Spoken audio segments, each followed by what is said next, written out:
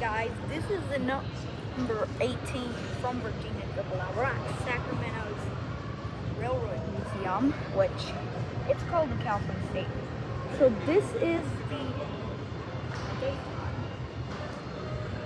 I'm assuming this is one of the 18 which I've seen it before. It's one of my favorites in the California States. We got another one here, which this is a snowplow, and that is the new locomotive they got. It's a geared power steam engine. Isn't it cool?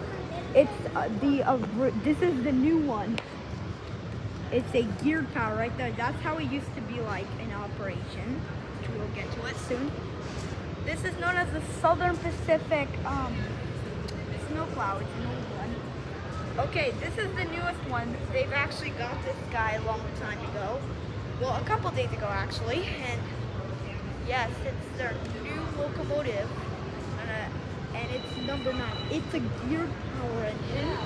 Today we've got a couple of engines operating, which this geared powered engine right here, you can see, was eventually a older version. And those are a couple of other. According here, this is 14748 Cottage for the Santa Fe Super Chief, which they as well have one. There's another car right there, which includes the Iowa, United States.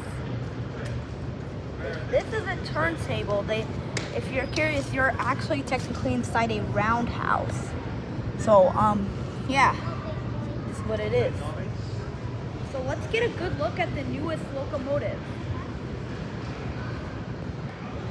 The number 9 is a gear powered engine, and of course, yeah, it's crazy. A few weeks ago, I've seen originally how the train looked like. I think so, and I think I got a sneak peek of it, how it eventually did look like. But yeah, it's pretty cool. Look at it.